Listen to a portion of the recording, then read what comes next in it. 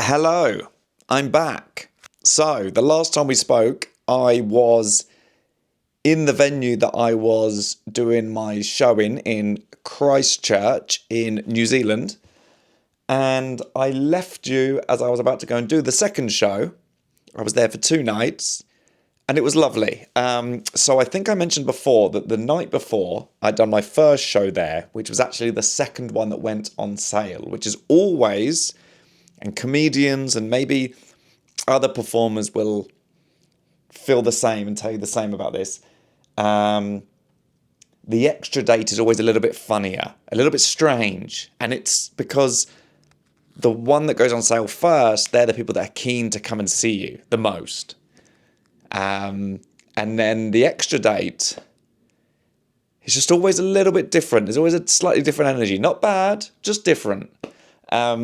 So the first show I did was just a lot of interesting energy around the room. All very nice, just kept me on my toes, which was great because I'd done the show 4 times at that point, so I needed something fresh and different. And then the second show, which was the first one to go on sale, was great fun. They were lovely. I love New Zealand. Christchurch was different to Wellington and Auckland, but maybe that's a North Island, South Island thing. I don't know. But everyone was very lovely. And I met people in the street the next day. My flight wasn't until later. So I actually met up with a friend from university the next day. She lives in Christchurch. So we went out for brunch. Actually, no, we just had a tea. I went and had brunch afterwards. She had to get back to work. But we hung out for an hour. I hadn't seen her for years and years, and I was talking to my tour manager, saying goodbye to her, waiting for Ellen. And then Ellen came, sort of slightly dancing across the street out the corner of my eye, like almost like sneaking up on me with a run that just took me back to university. Like out the corner of my eye, just recognised her movements, her silhouette, everything. Right there. It was just like, of course, that's Ellen. And we were dressed quite similarly, actually. But it was so nice, and she was the first friend I ever made at university. What happened was, my mum dropped me off at my halls of residence, and I remember 2 girls came running out towards the reception area, and they said, "Is anybody moving into the OC today?" Now, the OC meant ground floor 0, flat C. But the OC was a huge show, so people were saying the OC. Anyway, I made a note of that, went up to my flat there. I was 1F, room 1F1. Nobody moved in to that flat until the next day, so luckily I heard them, so I knew how to go and make friends. So I just dropped my stuff off. My mum left, and I went downstairs, knocked on the door, and just said, "Hello, I'm looking for friends." And that was Ellen. Ellen opened the door and she was like, "Come in." Then I met her and Lisa. And they were the first friends I met at university. Patrick was third. Yeah, lovely. So then we all went out within an hour. I was in the pub around the corner having drinks with all these new friends. Crazy. And now there we are, years later, catching up in New Zealand. What a world. So yeah, it was lovely. But my journey then was a flight to Melbourne, and then on to Adelaide. Then I got to Adelaide. My flight from Melbourne to Adelaide was delayed by about 50 minutes. And the plan was my tour manager, Justin, who wasn't my tour manager in New Zealand, he was just my tour manager for that one Australia show, because when I did Australia last year, he was my tour manager there. And we bonded because we're both into the NFL. So he messaged a few days before and said, "I can probably sort us tickets for the AFL game there. We'll miss the first quarter, but we'll be fine." Then my flight was delayed, so we ended up getting there for the second half. But we went straight from the airport to the venue. Just parked up at the stadium, went in, got a beer and some chips, and just went and watched the footy, which was amazing. The atmosphere was great. They lost. Adelaide lost. I think there's 2 teams in Adelaide. I saw one of them. I've heard Americans on podcasts talk about coming over to do shows in, like comedians doing shows in England and going to a football match and not entirely knowing who's playing, and always thought that was crazy. And there I was watching an Adelaide team play another team. I realise now, without the context, it doesn't mean much. But the home team lost, I knew that. But it was a close game. And then the next day at the show, the Adelaide show, people were asking me what I thought of the game. And I described it to them, which I'll say to you after I've just taken a sip of my tea, 5 minutes in. Good temperature. I said it's the closest thing I've seen to real Quidditch. Because it's on a big circle field with 3 sticks each end, or 4 sticks? 4 sticks each end for different points. And there's so much going on. Now, as you know, I've not actually read or seen Harry Potter, but I know enough of what like Quidditch is. I've seen enough clips to sort of understand that I understand neither. But I can imagine if I lived in Australia, I'd get into the AFL. I'd get into the footy. And I can see there now why American football is so big there, because it's not a far cry. And in fact, is it the season opener? I think the first NFL game is in Melbourne this year. Is it the first one? It's the 49ers against the Rams, and they're playing in Melbourne. And I think are they at Marvel? No, I don't think it's Marvel. I think it's 100,000 people, I think, in the stadium. Yeah. Wow. So, yeah, that's that's probably why both sports are big there. Obviously, AFL's massive there. I guess, yeah, because they've called it AFL for Australian football, and then America's called it NFL, but it's American football. So they could have easily both been known as the AFL.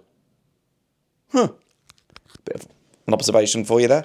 But, so Adelaide, I was staying in Chinatown. Are you still allowed to say that? I mean, that's what everyone kept saying it as. You're in Chinatown. It sort of feels like maybe you shouldn't. Anyway, I was right by a market there, so walked around the market the next day, went to the park. I'd never been to Adelaide before, and I had about 36 hours there, if that. No, about that. Yeah, about 4. So I got there at about 8 o'clock. 36, 40 hours. Yeah, about 40 hours. Left at midday the next day after the show. So I got there at 8, went to the AFL, went to sleep. Next day I went to the market, went to the park, and did my show.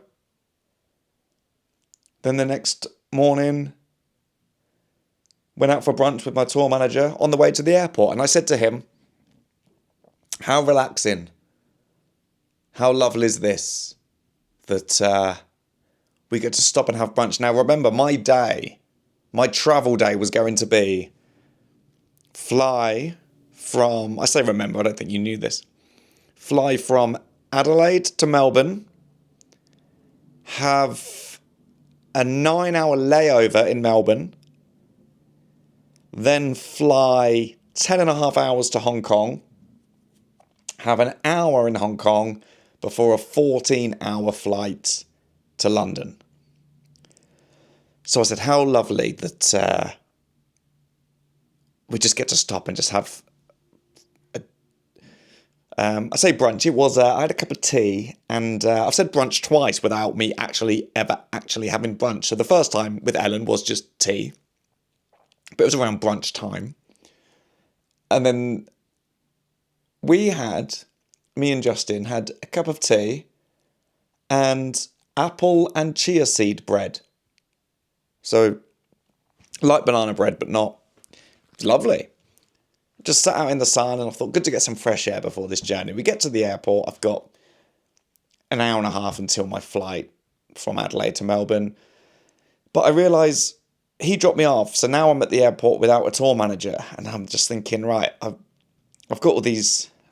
There's an app called Master Tour where they put all your tour stuff in and it's all synced and all the promoters and everyone can see what's going on. Your agents and your manager and your promoter, and they sort of send all the information there, so it's all there for me. But I looked at it and I was like, I can see a flight information. I can't see a ticket. I just go to the lady at the desk and give them a passport and say, hopefully this makes more sense to you. But I said, I'm going to Melbourne, going from Melbourne to Hong Kong, Hong Kong to London. So I'm just making sure that my suitcase just does the whole thing on its own, right? So she has a look and she's on her computer and she says, you can, you've got the flight information there, but there's no ticket. So I'm like, oh, okay, yeah, I don't have anything either. So I assumed you would know. And she was like, yeah, I can see you've got tickets for the other flights, but there's nothing for this one.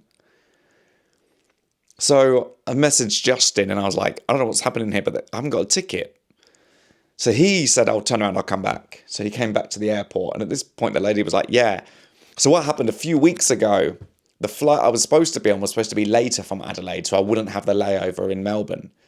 But that flight got cancelled, so they moved me down to the 1 o'clock flight, which they didn't do. They sort of gave us the information, but nothing happened. So I said, like, what can I do? I didn't understand. And they're like, you just have to book this flight. So I had to then book my own flight from Adelaide to Melbourne.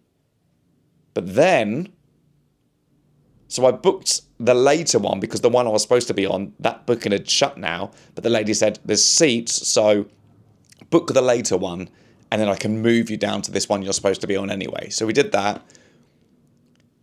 This now meant I was going to have to pick up my suitcase in Melbourne. But I had an 8-hour layover. Now, my friend from Melbourne, who I met when I did the festival last year, she said, I'm around all day, so I can come and pick you up. We can go and get lunch. So I grilled the burger place in Melbourne. So she said, I'll pick you up and we can go and do that. So I thought I'd just have my bag and that was it. But then I messaged her and I was like, I'm going to have my suitcase with me because I'll explain. Anyway, as I checked in and I went through, Justin, then my tour manager, he messaged me and said, so I've spoke to Cathay Pacific. That's who I was flying with afterwards. It was Qantas, then Cathay Pacific. He said, but if you don't get on that first flight with the ticket or with the booking, it's going to show that you didn't get on that first flight. So therefore the rest of the flights will be cancelled. So what a relaxing start to my 30-hour journey. Was it 30 hours? I'll work it out in one moment. An hour flight from Adelaide. So you have to be at the airport an hour before. So from arriving at Adelaide Airport to being in Melbourne, let's say 2 hours. A 8-hour layover in Melbourne, 10 hours. First flight, 10 and a half, so 20 and a half hours. Then an hour in Hong Kong, 21 and a half. Add 14 hours. 35 and a half. Is that right? Have I done really bad maths there? Does that make sense? I don't know. Anyway, it was a long time. But somehow he sorted it. He was so good. He spoke to them and he was like, oh, we'll get to the bottom of it. But the most important thing is they know that you didn't get on that flight with what the booking they had, but you are on the flight, so everything will be fine. Just make sure you give yourself enough time to check in later. So I got to Melbourne, picked up my suitcase, and went out and had a few hours in Melbourne. Had about 5 hours in Melbourne. Went to Grilled, had a burger. I love the vegetarian burgers they do there, the gluten-free bun. And I used to go there after my show when I was doing my 2 weeks in Melbourne last year and have a burger and a red wine from there, which seemed like an odd double thing to be ordering, a burger and a red wine. However, I live around the corner from a wine bar, and when you walk past there, they now advertise burger and red wine as like a thing to go and do. So I don't know, I would have posted about it on my stories once, so maybe it caught on. But turns out burgers and red wine, something quite classy about it if you think about it.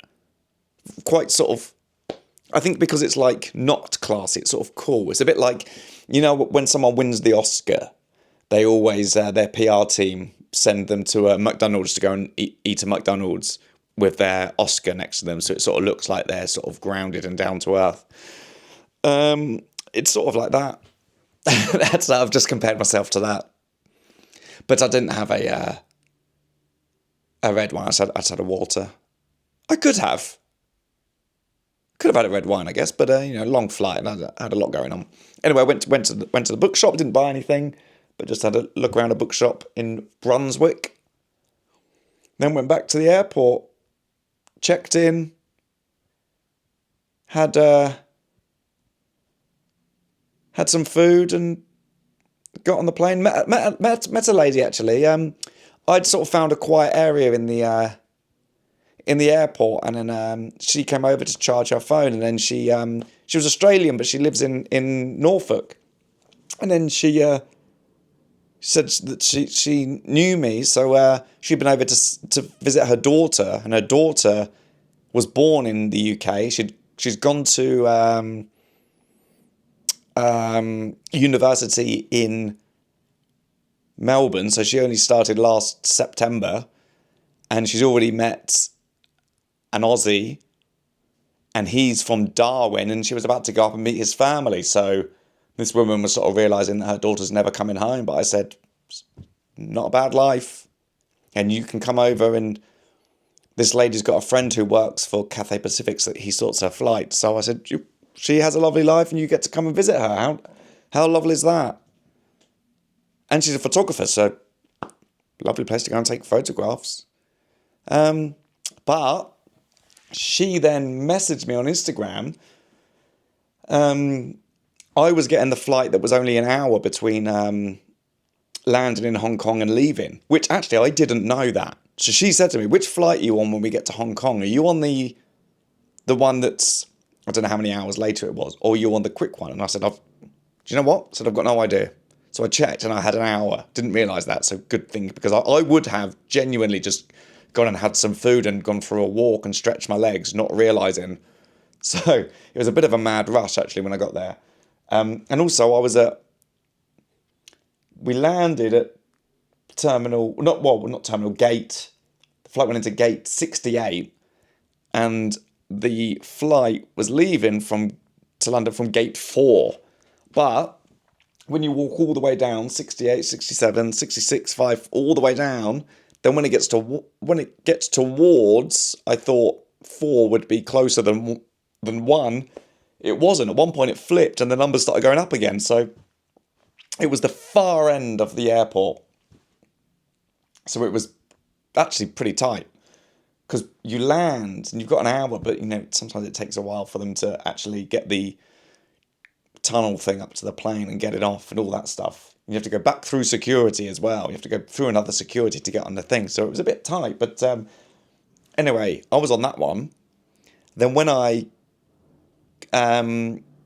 got back to London, she had messaged me on Instagram, and she said that her flight took off hours later from Hong Kong, and the plane was making a rattling noise. So they had to turn back around and go back to Hong Kong while they fixed it. And so they all got off the plane and they had hours till the next flight. So I was so lucky that wasn't me, because otherwise that would have been an absolute nightmare of a journey. I would have been more broken than I was when I got back.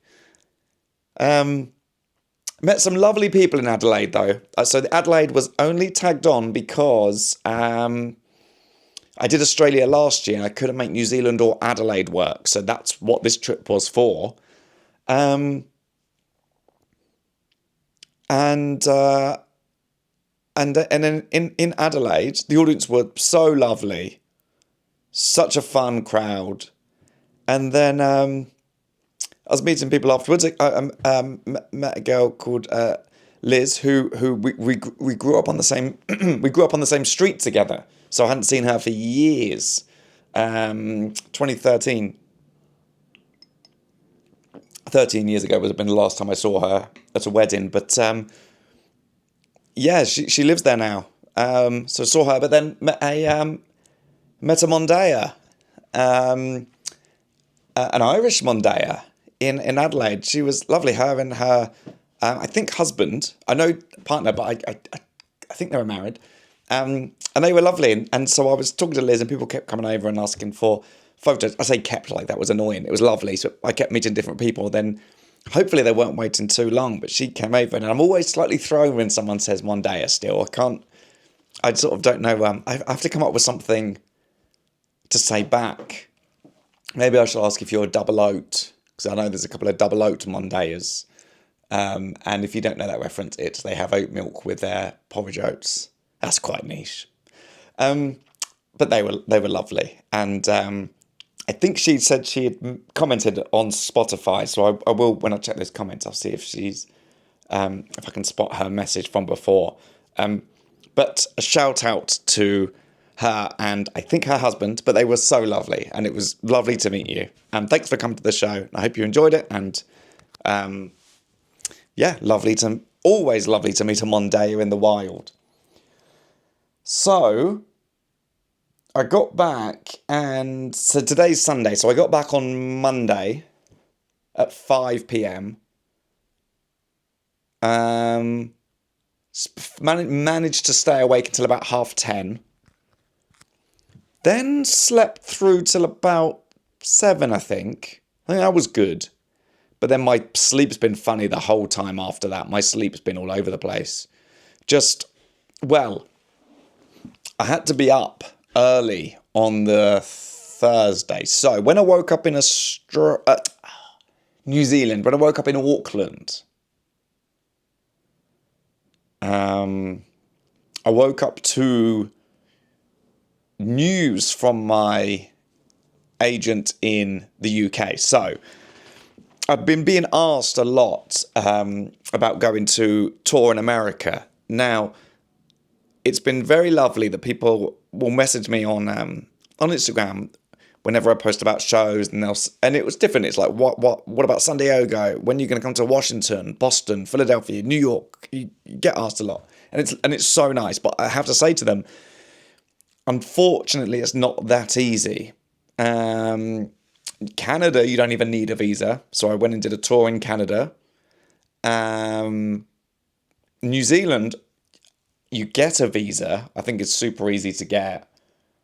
It was in my suitcase in an envelope in case anybody asked for it, and nobody asked for it. However, America, you can't just go and perform in, and you have to prove, it's called an O1 visa. You have to prove that you have I think it's that you can do a job that an American can't. I think you have to prove, and I hate this because it's going to sound crass, but exceptional ability in your field. Something like that is the wording, obviously.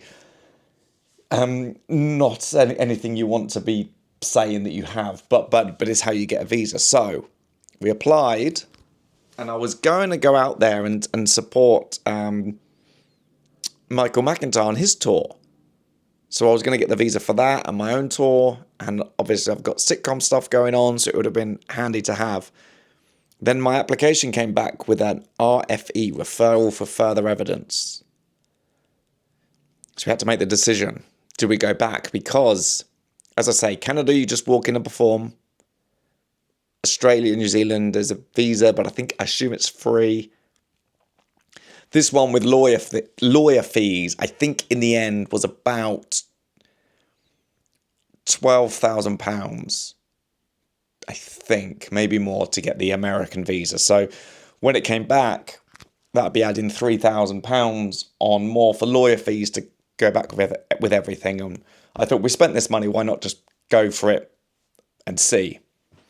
Take the gamble. Anyway, woke up to the news, they'd given me not a 1-year visa, but a 3-year visa. So what a turnaround. What a 180.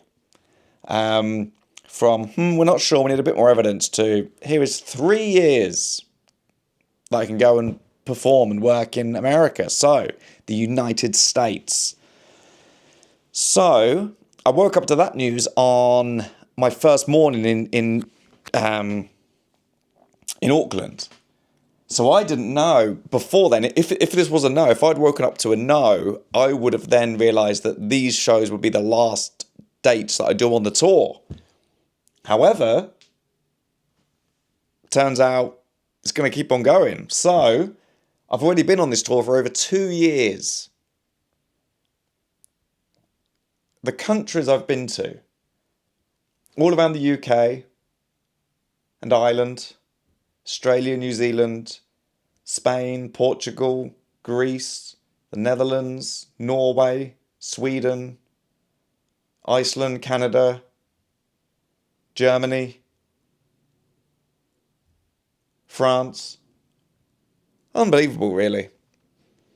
All just in the last 2 years, and then and now the US. So I think that'll be this autumn, fall. But what it meant was, yes, they say you get the visa, but it's subject to an interview at the embassy, which meant I had an interview at my appointment was 8:30 on Thursday at the US embassy. So I set my alarm for 7, but I woke up at 5:30 instead because I was excited, which turned out to be a good thing. So I woke up at 5:30, had a shower, had breakfast. I live in Battersea. The embassy is only in Vauxhall, so it's not far. So I wasn't going to drive. Could have got an Uber. I thought, I'm up so early, I could probably just get the bus. Managed to use Citymapper to work out where the bus goes from the top of my street to the embassy. And got there. Huge queue. Turns out a lot of people have a 8:30 appointment. So I joined the queue. Then a girl comes walking along. She says, have you checked in? I said, no, I thought this was the check-in queue. She goes, come with me. So we go right to the front of the queue where there's it's like a tent thing you go into before you enter the embassy. Red sort of gazebo thing with a desk set up, and you check in. And then you go right to the back of the queue again. And this queue, it was moving quite quickly. It's basically like an airport security thing you have to go through, but you have to go and check in first. Then you join the back of that queue and go through. So probably stood in that queue for about half an hour, 40 minutes. So what you see a lot of is people joining the wrong queue. The girl comes along, have you checked in, go to the front, check in and come back. Now, the girl behind me hadn't done this. I don't want to assume, and I didn't want to start asking people, have you checked in? I didn't want to start helping them because it was very early. And if you ask one, you're going to feel like you need to ask everybody. So I thought, it's a girl's job to come and ask, have you checked in? So I'll let her do it. Anyway, the girl behind me hadn't checked in. So she got taken to the front. When she was walking back, the lady behind me said, you can just come back in this bit if you like. Of course. Correct decision. The girl in front of me, however, hadn't checked in. And she went, and then she just came back and sort of stood in front of me and turned around as if to say, don't you dare question me. Anyway, as this girl was going along the queue, have you checked in? And she'd do it every few minutes. One lady was in the queue. She was wearing a bit of I'd say like a detective coat. A bit the sort of thing Frasier would wear. I know he's not a detective, but he also wore that kind of coat. long coat and sort of, you have it tied up. She had it tied up at the back, a ribbon. She seemed very proper. So she said to the girl, I've got an appointment at 8:30. Do I have to queue? And the girl said, have you checked in? She said, no. She went, oh, come with me. Then this lady, she gave a look to the queue like, yeah, I have an appointment actually. I don't have to do any of this. Now, I knew what was coming. So I saw her walk to the front like she was royalty, looking at the queue like just a little bit of like, I'm getting taken to the front. She went to the front and I looked over so I could see. And I saw her speak to the lady. She was all very happy, very, very smiley at the lady at the desk because she thought, great, phew, I thought I'd have to queue. Now I realise I don't. Then I saw her get given the paperwork back. And then the girl just pointed to the back of the queue. And I just saw her turn around, look back and realise you're in the same boat as the rest of us, I'm afraid. No, nobody's above this. She got straight to the back of the queue. I enjoyed it. Anyway, I went through, met a girl as I was going through security. She was nice. And so we ended up doing the rest of the thing together, going through. She worked in musical theatre. I think she was working on Sting's latest musical, which is got Sting in it and Shaggy. And they're doing Broadway. So she was there. I think she only needed a visa for like 10 days. So I think hers was probably a bit of a less stressful and expensive process than mine. But spoke with her, you go through, you hand over stuff, you get your fingerprints taken, you go for like a mini interview where they sort of check everything that you've told them is correct. And sort of asked a bit. The guy was very nice that I got. I sort of lucked out a bit, and he was very nice. And there was one guy, I overheard his interview a bit where he was sort of being questioned. Obviously, they're taking his fingerprints and stuff had come back. And he happened to have a very convenient answer for everything that had happened. There was like his fingerprints on something that had happened in a bar one night. And he was very like, it was all very convenient that he was super innocent in all of this. And it's fine. Then another one was something to do with pepper spray. So I don't know how he got on, but as a few of us were exchanging glances in the queue as we could overhear this guy's excuses. But got the visa. God, that felt good.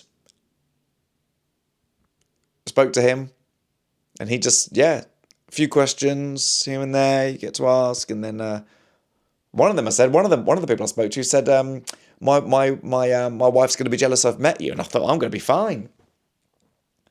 And then he sort of said something like, your visa's been approved, and I couldn't have got out of there quicker. Almost like I was worried he was going to change his mind, so I grabbed my stuff and left. Then I put a message in my agency WhatsApp group to say just the flags, US flag. Then they were like, all done? I was like, all done. And they were like, did they take your passport? Checked through all the documents, realised I didn't have my passport on me. Turns out they take it. They take my passport away, put the visa in it and send it back, so I'll get it next week, hopefully. Hopefully I get it before I go to Ireland. Yeah. That'll be back in time, won't it? Yeah. Yeah, it should be. Did I tell you I'm going to Kilkenny? Did I tell you about that? I can't remember. I'm going to Kilkenny week after next to the Kilkenny Comedy Festival. Should be fine. But visa sorted. 3 years. So this week, it's Sunday. Obviously, this will come out on Monday. I've got a lot of meetings this week, actually, and I think they're all with America. So the first one tomorrow. 2 tomorrow. 1 with Sony. One is I've got sort of a lot happening in America now. I've got US management. And so she's very good at setting up these meetings. So I've got one tomorrow with it's an exciting one. And then I've got one with Sony. Then I've got one with my management on Tuesday. So because it's all later, because it's America, it means my day doesn't really start till about 5 o'clock. It's great for me. I get the day just to, do what I like. And then 5 o'clock, I always get a funny feeling around 5 anyway. Like, have I been productive enough today? Or, it's not quite dinner time. What can I do? So it's perfect for me. I can live with this time zone. So I've got meetings, I think, every day. So it's that now, basically, getting ready for I'm so used to saying America. If you've noticed, I keep pausing every time I say it. I've never really had to think about it, but with America, I say going to America. Oh, you're going to America. You just say it. Then I did a story this week to post about it, going to America, where shall I go? Just to sort of get another gauge about where people want to see me. And I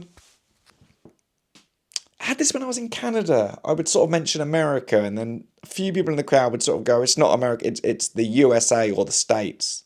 And obviously America is It's North America, South America, it's America, but they're known as America. So I Googled it, and it seems like actually if you're outside of America, oh, yeah, I guess the continent, America is referred to as that country is America. And you say people are American, they're American. You don't say they are the United States of American. But it's suddenly, when you had to write it, I was like, is it the US? The States? It's America. But I think Canada doesn't like it if you say it's America. I think that's what I sort of picked up on. And I get it. Over here, Manchester United are known as United. And that must annoy Newcastle and West Ham and Leeds. There's probably others. But they're known as Oxford, Maidenhead.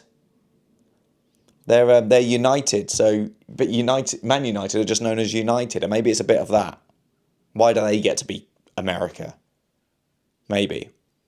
But it's a weird thing to write because I wrote America, I'm coming, but I couldn't say US, I'm coming. The States, I'm coming. USA, I'm coming. It just didn't quite seem right. Does that make sense? So, sorry if people don't like it. I'll try and find the right way to word it. But I have to get used to it. I'm going over there, baby. Three years. So I think I'll probably be able to finish this tour there, and then start the next one there. Make the most of that money I spent on it. Lovely.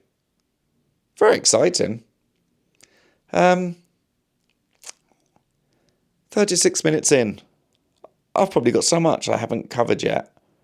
But, I was talking about jet lag before I started talking about America, wasn't I? Or the US, or the United States of America.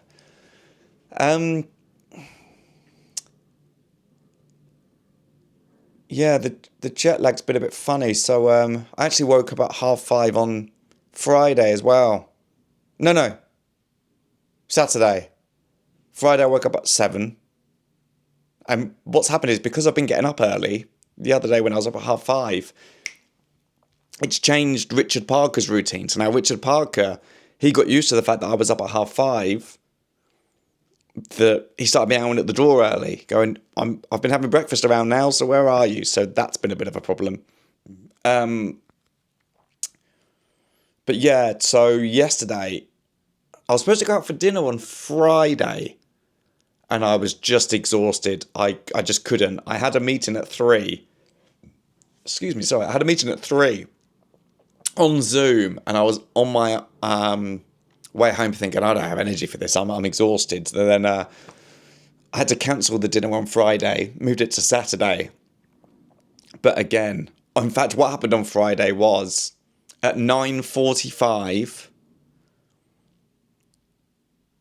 I was about to sit down and watch a film, and I could only keep one eye open.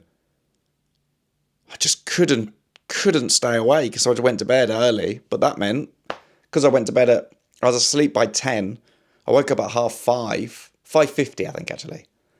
So I was awake super early, but I had a good amount of sleep. And then I had stuff to do yesterday. And then I went out for dinner last night on Saturday, but again around 9:45 I was dipping. So I got back, and I think within 5 minutes of me being in the house, I was asleep. But I managed to sleep until 7:30 today. So it's actually, what's good is, I would happily stick to that time. Because at night, anyway, you end up snacking for no reason. You end up sort of watching stuff for the sake of it. If I can get into the routine of going to bed at 10:30 and waking up at 7, 8 o'clock, it's lovely. I would like that, because the day goes on you feel like you've got so much time, and I'm quite productive in the evenings, but obviously it's not a great time to be working sort of 11 o'clock at night. But yeah, I quite like it. Sort of feel normal. I think after being on tour for, as I said, 2 years, it's good to sort of experience a bit of normality. So yeah, that's been pretty good. But I've, apart from feeling tired, as I sort of, the 5:30s are a bit brutal. And then, so I did On Thursday was the day I went to the embassy. Thursday I went to the embassy, so I was up at 5:30. Appointment was at 8:30. Was back home by like 10:15. So by 10, by 10:30, I was back. I was having a cup of tea. I had been up for 5 hours by 10:30, and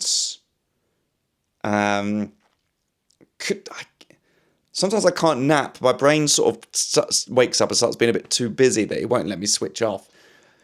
So because the weather's been crazy, Wednesday and Thursday, it was in London, it was like hail, thunder and lightning, bright blue sky, pouring with rain. And that genuinely happened within the space of an hour. Genuinely changed like 4 or 5 times in an hour. I couldn't comprehend it. So I thought maybe I'll do a video on that. So I set up the video and it was just me saying I'm leaving the house, but sunglasses, scarf, raincoat, woolly hat, helmet for the hails, umbrella, swimming shorts. But it was basically that. Anyway, I thought maybe a bit niche because we're experiencing this weather in London, but I'll put it out there. And I called it leaving the house in the UK. So I thought it sort of makes it a little bit timeless then, because it's what people from outside of the country probably imagine our weather's like. Anyway,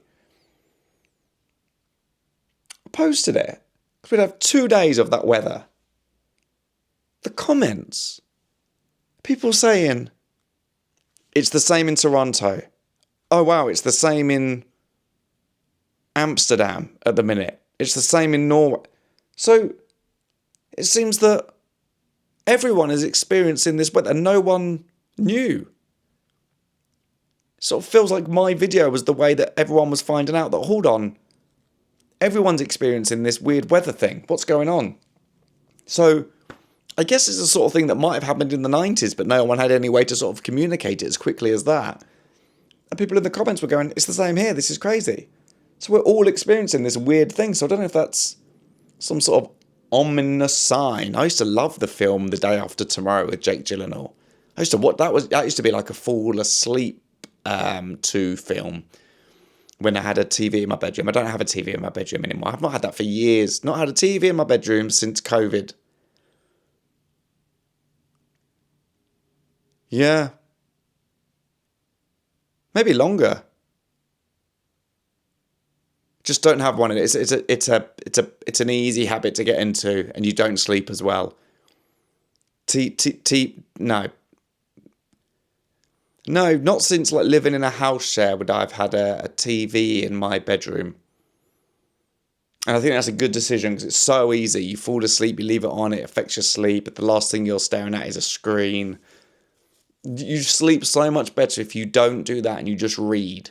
Even looking at your phone before you go and sleep or listen to a podcast, if you can just read and then go to sleep, it's always the best sleep. So yeah, but I used to love falling asleep to Day After Tomorrow. Should go back and watch it. I wonder how much of it I remember. There was 2, wasn't there? There was Day After Tomorrow in 2012. Was it called 2012? They didn't give that much time. It was dated within a few years. What year did the film 2012 come out? I've not Googled anything today. Let's have a look. IMDb. Was it called 2012? Did they come out at the same time? 2012. 2012. John Cusack. Oh yeah. 2009. Huh. I feel like if I was a producer on that, I'd have gone, why don't we call it like 2018? Let's give it a few years before it's dated. They gave it 3 years before it was dated. And then what about The Day After Tomorrow? That came out 2004. 5 years earlier. The Day After Tomorrow. Jake Gyllenhaal, Dennis Quaid. Yeah. Oh God, I can't believe how early that. 2004. I think I was watching it years later. I didn't realise it when it came out. The Day After Tomorrow. Well, I guess that's closer than 2012 was in 2009. You know, it's only Wednesday when you're listening to this. When a sudden international storm plunges the planet into a new ice age, a paleoclimatologist must make a daring trek to reach his sun. I don't actually remember any of that, but I used to like falling asleep to it. I used to like falling asleep to that. Then I used to like falling asleep to The Dark Knight. In fact, when I was queuing for the flight from Melbourne to... Which flight was it? No, maybe that was... Which flight was that? Yeah, Melbourne to Hong Kong. Was it that flight? I can't remember. No, maybe it was Adelaide to Melbourne. I met a girl in the queue. Was that right?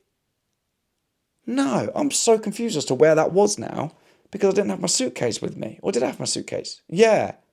Oh, it was yes, it was checking in for the flight from Melbourne to Hong Kong. I met a girl in the queue there and she asked me what my plane film was. And I said, I don't think I have a plane film. And she said, mine's The Dark Knight.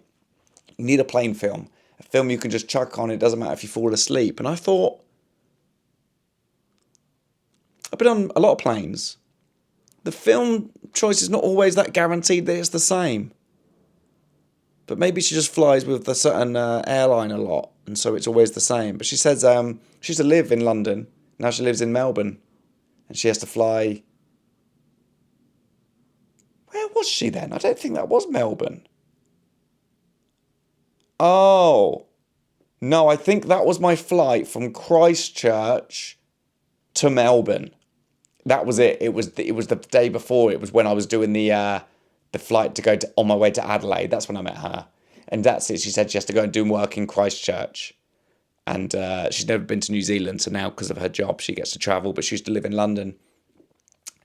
And she'd asked if I'd ever been to Glastonbury. And I said, no, it's not for me. And she said, you should go once. And I said, I don't think it's for me. And she said, you could do it in a way that you glamp.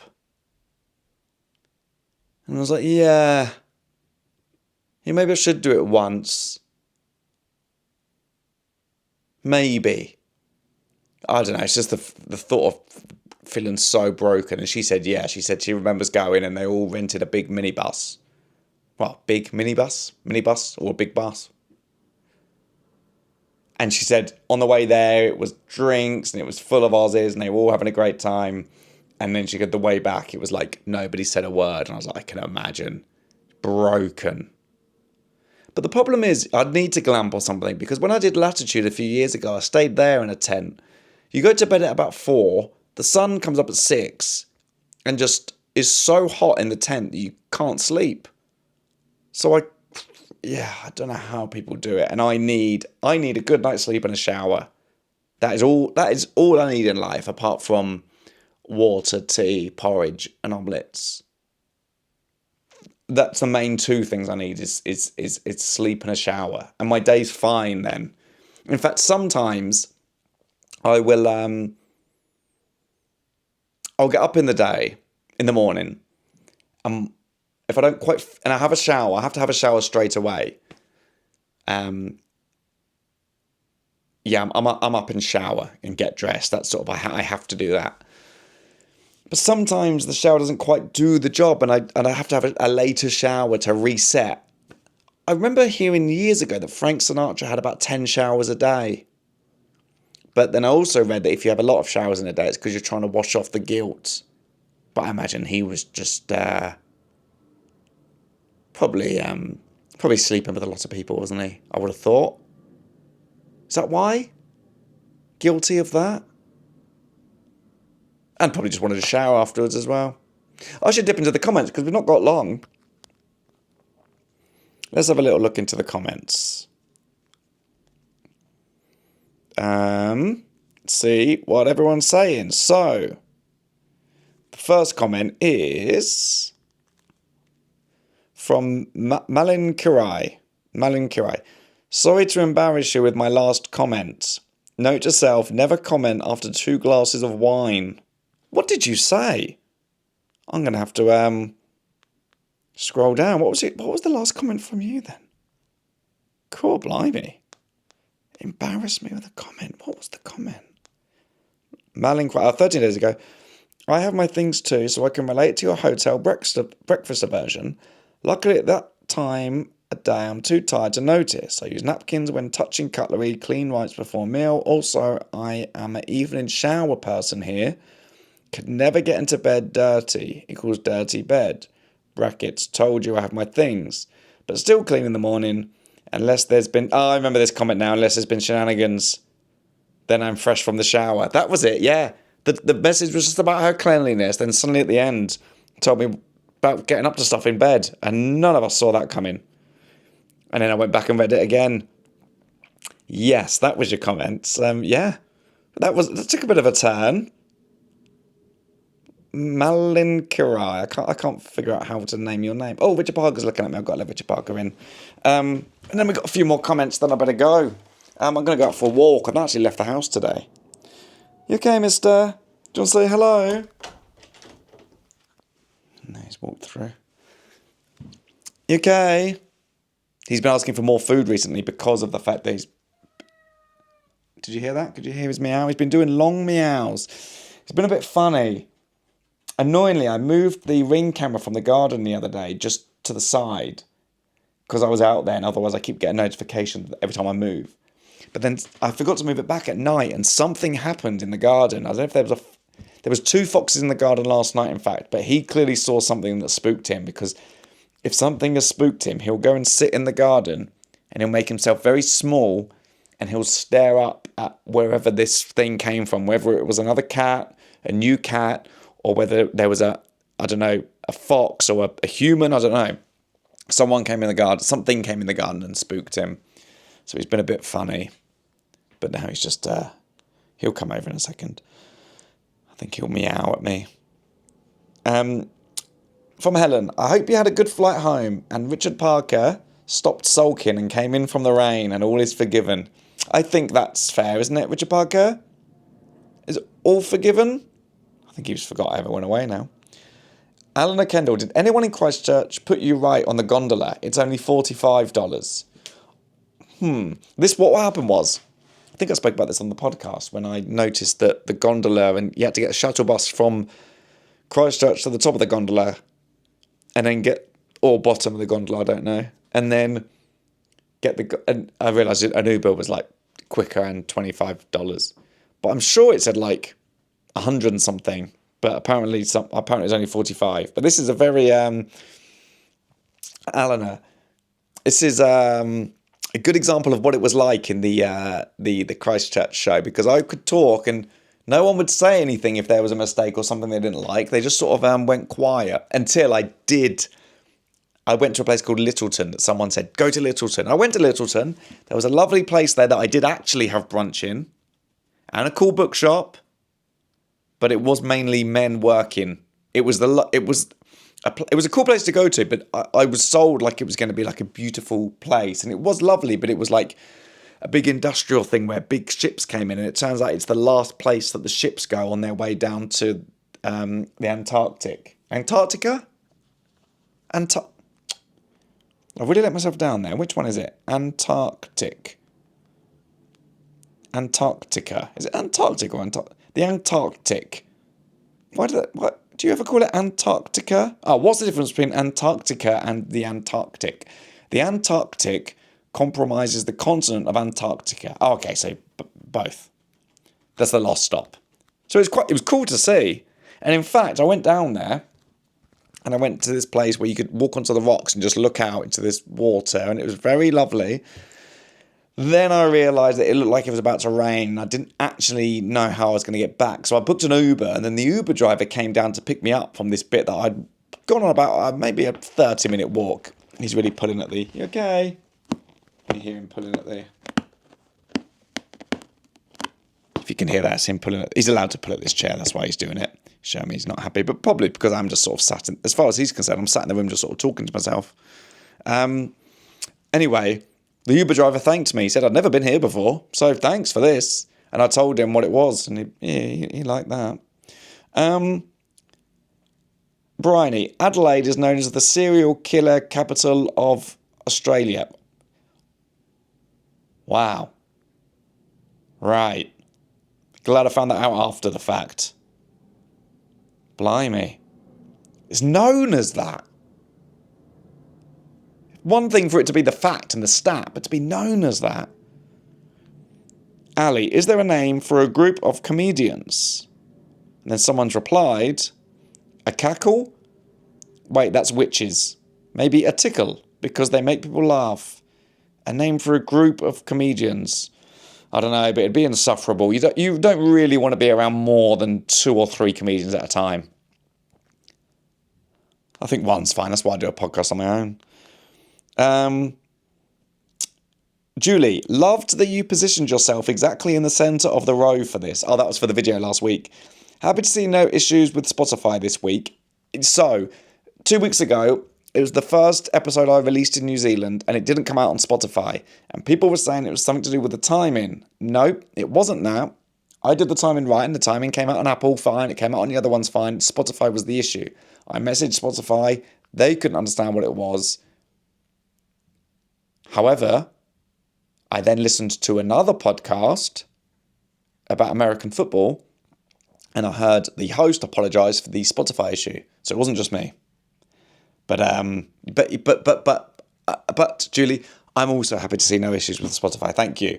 Was RP glad to see you? A little bit, then a little bit off. He's sort of, what happens is he's like, happy I'm back, and then he's a bit like, are you going to go again? Do I show you any interest? What happens here? I hope you found no, I haven't found the orca emoji now. I can still see the question mark. Love the pics you've posted taken with Meta Ray-Bans. Yes, Meta gave me a pair of Ray-Bans so I could like capture when I'm around. They're great for Instagram stories, I feel like. Because you want to take in the views you're seeing, and it's the perfect way to do it rather than just the same pictures as everyone else. So yeah, great for that. And also great for FaceTiming, because people don't have to look at your face. You can just show them the view. I love them. Also use mine for listening to stuff, walking the dogs while being able to hear what's going on around me. See, it's also very smart for that. Are you listening to this right now with it? By the way, I've ordered a Cameo. Oh! Did I do your Cameo this week? I had some cameos come in this week. Julie, did I do your Cameo? Oh no, what was it? Oh. Love the Time Out podcast. I did the chimney thing last week. Oh, Julie. Oh yeah, I did a podcast for Time Out about Battersea. So we went round Battersea Power Station. It's called Love Thy Neighbourhood, if you want to give it a listen. It's me on there. Lisa, I got to watch this on YouTube yesterday evening when it popped up. Yeah, I did. Talking about the timings, I did muck up. I couldn't I was in Adelaide and I could not figure out the YouTube timings. Theirs isn't as clear as Spotify, so I think it came out on Sunday. I got to watch this on YouTube yesterday evening when it popped up, but have still decided to listen again while I work. Well, thank you, Lisa. Blimey. I've decided to order your recommended choc for June. So this is it. I'll show it to the camera right here. This is what I was talking about. Whittaker's peanut slab. Lovely. Richard Parker's looking at that. What do you think? He's rubbing up against it now. You like that? Not for you. I've decided to order your recommended choc for June when I finish the challenge. Oh yeah, you're not eating chocolate. I also have a brownie my friend made in the freezer. Oh, I also have a brownie my friend made in the freezer rather than them making it in the freezer. But I might save it for after a long run. I just don't want to end up going back to too many treats. That's smart, Lisa. And you will notice you crave stuff less.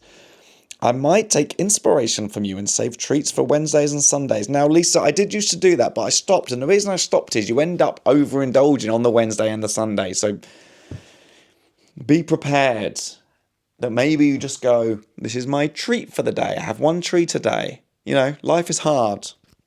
Enjoy it. But not too much, because then you will sort of shorten it. I might take inspiration from you. Oh, yeah. Thanks for the pod, and hopefully Richard Parker will be back next week. Richard Parker? He looked at me when I said that. Do you want to come and say hello on the podcast? Come here. Come on, then. Come here. That's it. Come here. What's this? What is it? What is it? What is it? Do you want to come and say hello on camera? He's walked away. He knows what that means. Richard Parker. Come on, then. Come and say hello. Good boy. Come on, then. Come on. Look, what's this? He tried to rub up against I've got my Birkenstocks on the floor, and I think he thought my foot was in it, but it wasn't, so he pushed it away. Come on. You have to get a little bit closer so I can pick you up. Come, that's it. He's rubbing up against my hand. I put my hand out like a fist, and he rubs his head up against it, and it's like what you see the tigers doing in the wild, lions, when they sort of rub their head. I think that's their way of hugging. Can I pick you up? Come here quickly. He's staying just a safe distance away. I think he knows, actually, when the camera's set up and you've got that microphone, you tend to pick me up, and I don't like it. Oh, Joanne, sorry. Love the podcast, Jake. Thank you for introducing Richard Parker. Every time I say his name now, he's looking up. Sorry, mister. Is it confusing? Will you come and say hello? Okay, let me check the YouTube comments. That I better get out of here. I've taken up way too much of your time. My videos. Let's have a look on YouTube comments. And we're looking at Jake still in New Zealand. Couple of comments. And they are... Totally agree about stage time. I saw you in Nottingham and your ability to keep the energy and audience attention throughout the set was brilliant. Thank you. I thought that was going to go the other way then, because I was saying about how some performers stay on stage too long, and I thought you were going to say, and you were on stage too long. But that's lovely. Thank you. Gina, love these chats. Thank you very much. Thank you. I love them too, actually. I get used to this. It's like my therapy, in a way.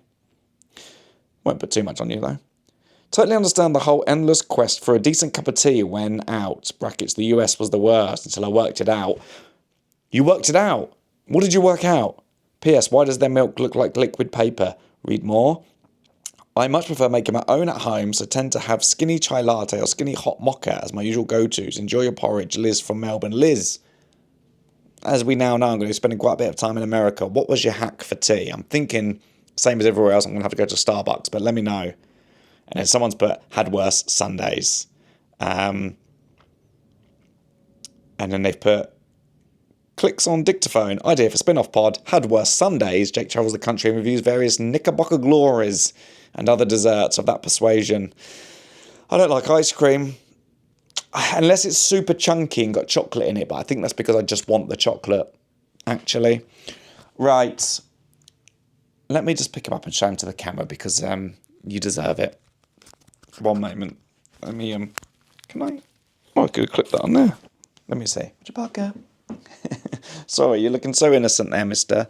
And I'm going to pick you up because they want to see you on camera. There you go. Who's there? Richard Parker. Say hello.